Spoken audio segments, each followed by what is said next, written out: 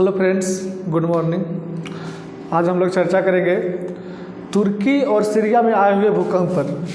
आज जो है कौतूहल मचा दिया तुर्की में और सीरिया में। इतना ज़बरदस्त भूकंप आया कि बहुत सारे जान माल का नुकसान हुआ। तो उसके बाद थोड़ा चर्चा कर लेते हैं, है ना, क्यों आता है भूकंप, इसके लिए क्या बचाव करना चाहिए, है ना, बचने क्या क्या उपाय हैं। चलिए ठीक है, देखते हैं, करते हैं हम लोग। आइए हमारे साथ बने रहिए। सबसे पहले टॉपिक जो है तुर्की और सीरिया में आया भयंकर भूकंप। बहुत ज़्यादा भयंकर भूकंप आया, मंजिल का मंजिल ढह रहा है, 10 मंजिला 20 मंजिला जितना भी था, मतलब कि एकदम एक तरह से सब मलबा बन जा रहा है एकदम, मतलब एक से बड़ा बिल्डिंग जो है। इस तरह का बहुत भयानक भूकंप देखने के लिए इस बार 2023 में मिला है, जो कि बहुत नुकसानदेह है ना।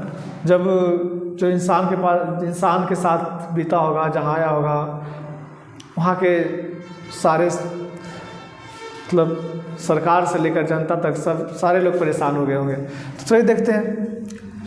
अब उसमें हम लोग कुछ कर तो नहीं सकते हैं, मतलब यही कर सकते हैं कि उसमें जो बचाव किया जा सकता है, क्योंकि एक प्राकृतिक आपदा है। प्राकृतिक आपदा जो है अचानक से आता ही है, ठीक है, और आने से पहले कुछ सूचना भी देता है, ठीक है, कुछ जो है ये सूचना भी देता है। इसके बारे में चर्चा हम लोग करेंगे, ठीक है। सही देखिएगा, सूचना में देख लेते हैं कि रिएक्टर स्केल,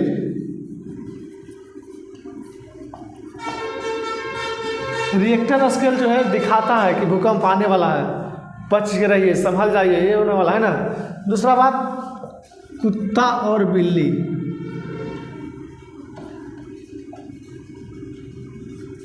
ये सब कुछ ऐसे जानवर हैं जिसको बहुत पहले पता चल जाता है कि ऐसा कुछ होने वाला है, क्योंकि इन लोग को जो है, आप लोगों को पता होगा, 20 डेसिबल से लेकर 20 के तक, है ना, हम लोग जो है मानव लोग वो 20 से लेकर 20 के तक सुनते हैं, लेकिन इन लोग 20 से कम, है ना, मतलब कहा जाए तो 20 डेसिबल से कम, 20 डेसिबल से कम, 20 कम का ध्वनि भी इन लोग सुन लेता है। और इस कारण से इन लोग को जो है पहले से पता है, जैसे कितना डेसिबल में आता है, जो आता है वो 7.8, जैसे इस बार कितना आया, 7.8 मैग्नीट्यूड तीव्रता से आया। तो ये कौन सुनेगा, हम लोग सुन पाएंगे? नहीं, वही सब जो छोटे छोटे जानवर हैं वो सुन लेते हैं और उन लोग को पता चल जाता है। तो जब भी देखिए कि जानवर एक बार भागना शुरू कर दे, छुटने का जगह खोजने लगे, चिल्लाने लगे, तो समझ जाइए कुछ अनहोनी होने वाला है। ऐसे भी जब लोग कहते हैं कुत्ता जब भूखता है, रोता है, तो कुछ अनहोनी ही होता है। चलिए ठीक है। उसके बाद देखिए पशु पक्षी, पक्षियों से भी सभी आप नोटिस कर सकते हैं कि पक्षी एक साथ उड़ना स्टार्ट कर दे, ढेर सारा एकदम, मतलब तो लगे कि नहीं जरूर कुछ ना कुछ घटना होने वाला है, आखिर ये पक्षी उड़ क्यों रहे इस तरह से, ठीक है। तो चलिए देखते हैं।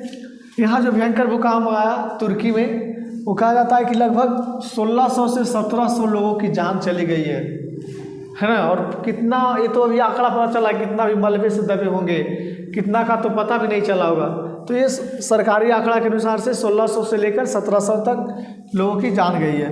उसके बाद लगभग जो वहाँ का जो भूकंप आया है वो 7.8 मैग्नीट्यूड तीव्रता से आया है लगभग, है ना। 7.8 बहुत होता है, 6 से ज़्यादा आता है वो तो हिला कर रख देता है। लगभग 4 मिनट कुछ सेकंड तक रहा, लगभग 4 मिनट कुछ सेकंड तक रहा, है ना, और तबाही मचाकर चला गया। चलिए कुछ इतिहास में जो पहले से भूकंप आया और जो हड़कंप मचाया उसके बारे में जानकारी लेते हैं, पता करते हैं। तो देखिए सबसे पहले 22 मई 1960 को चिल्ली में 9.5 मैग्नीट्यूड तीव्रता से आया था भूकंप। सोचिए 7.8 आई, 9.5 आया था, है ना। 1960 में सबसे ज़्यादा तीव्रता से आने वाला भूकंप, इससे ज़्यादा तीव्रता से भूकंप कभी नहीं आया। उसके बाद 2004 में हिंद महासागर में 10 मिनट तक रहा था भूकंप। ये ज़्यादा समय तक रहने वाला जो है, सबसे ज़्यादा समय तक रहने वाला भूकंप था 10 मिनट, जो हिंद महासागर में 2004 में आया था। उसके बाद सासी चीन 1956 में जो भूकंप आया था उसमें 8,30,000 लोग मरे थे। बताइए, जितना जन्मता नहीं उतना ज़्यादा मरता है, जनसंख्या बढ़ेगा कहाँ से, है ना। अब देखिए भारत चीन से भी आगे बढ़ गया जनसंख्या में, है ना। अब विश्व का सर्वाधिक जनसंख्या वाला देश कौन हो गया? भारत हो गया, ठीक है, जो एक अच्छी बात नहीं है, बुरी खबर है ना। उसके बाद देखिए आखिर भूकंप आता क्यों है। अब हम लोग चर्चा करेंगे कि भूकंप आता क्यों है, क्या कारण है भूकंप आने का। तो भूकंप आने का कारण है प्लेट में हलचल। प्लेट जो है हम लोग जानते हैं कि 7 प्लेट जिसको हम लोग 7 महाद्वीप बोलते हैं, वो एक तरह से प्लेट है। 7 प्लेट मिलकर जो है बना हुआ है हमारा जो है पूरा महाद्वीप जहाँ लोग रहते हैं, है ना। तो ये 7 प्लेट जो है आपस में कभी कभी जो है हलचल हमेशा होते रहती है, तो कभी कभी टकरा जाती है। तो जब दोनों इस तरह से टकराती है, तो क्या होता है? भूकंप आता है, बहुत ज़बरदस्त भूकंप आता है। और कभी कभी देखते हो कि इसी तरह से टकराने पर एक हिमालय पर्वत जैसे आज बना हुआ है, वो वलय जो अभी तक भी वलयकृत है, जो बढ़ रहा है, उसका साइज जो है ना, आकार बढ़ रहा है। तो जो है अभी भी इस तरह से टकराती है तो भूकंप, बहुत ज़बरदस्त भूकंप आता है। और जब दोनों में दूरियाँ बढ़ती है इस तरह से, मतलब दूर होता है तो क्या ज्वालामुखी फटती है ना। तो ये दोनों एक ही कारण से होता है, प्लेट से ही। जब प्लेट दूर जाए तो ज्वालामुखी, प्लेट अगर सट जाए तो भूकंप। तो ध्यान दीजिएगा। तो ये 7 प्लेट है ना। कहा जाता है कि तीव्रता जो है वो मैक्सिमम 1 से लेकर, ऐसे 1 तो किसी को पता भी नहीं चलता है, 2 से मान लीजिए, है ना, 1 से लेकर 9 तक, और कहीं कहीं 10 भी मतलब देखने के लिए मिलता है। एग्जाम में अगर 10 रहे तो 10 भी मारिएगा, है ना, मापा जाता है। उसके बाद कहा जाता है कि ये 3 भाग में आता है। एक प्राथमिक, है ना, जिसको प्राइमरी बोलते हैं, द्वितीयक यानी सेकेंडरी, और एक धरातलीय भूकंप होता है। प्राथमिक भूकंप, द्वितीय भूकंप और धरातलीय। सबसे ज़्यादा खतरनाक होता है धरातलीय भूकंप। अब बताइए भूकंप कब खतरनाक माना जाता है? जब मानव जाति को नुकसान पहुंचता है, मानव को नुकसान पहुंचता है, जान माल को नुकसान पहुंचता है, तब न मानते हैं खतरनाक। अब मान लें कि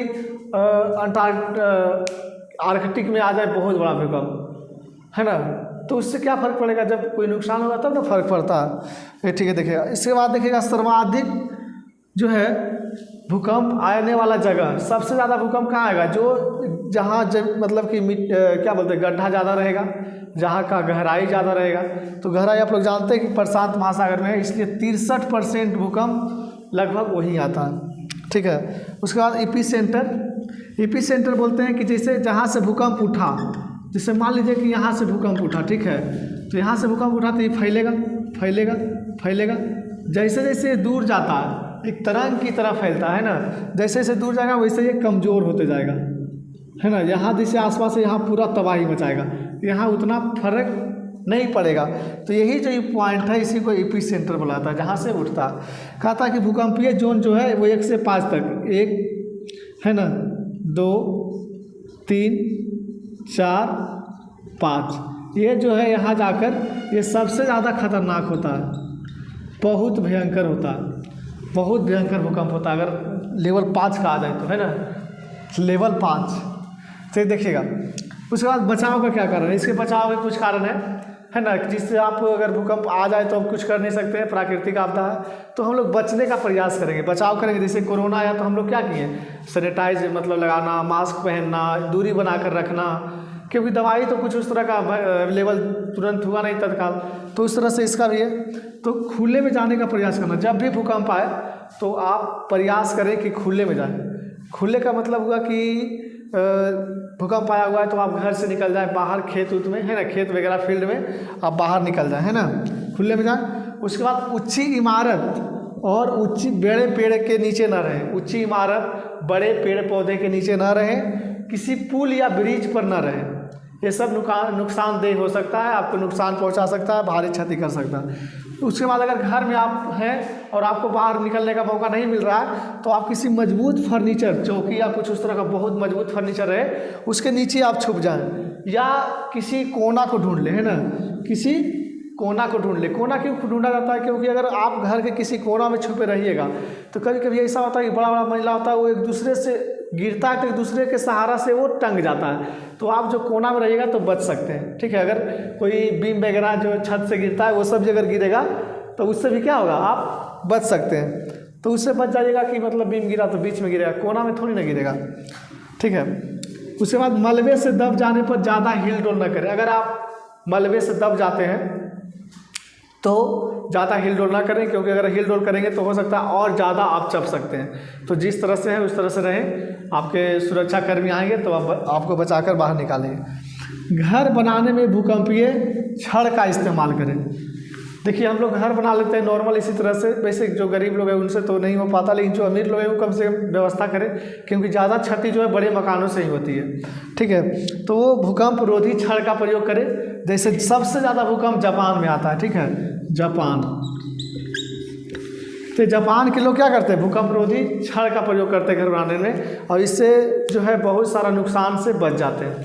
चलिए ठीक है, इसी के साथ देखते रहिए आप लोग, बाकी न्यूज़ पे सारा चीज़ चल रहा है ना। जो एक भयंकर कहा जा सकता है कि एक बहुत बड़ा बाधा आ गया है, इसके लिए देखिए सहायता में अमेरिका, चीन, भारत भी है जो सहायता के लिए गया हुआ है ना। जहाँ तक हो रहा है, जितना बन रहा है, सहायता कर रहे हैं। चलिए ठीक है, इसी के साथ बने रहिए हमारे साथ, आगे का वीडियो आप लोग को मिल जाएगा है ना कल। चलिए ठीक है, धन्यवाद, चलते हैं, नमस्कार।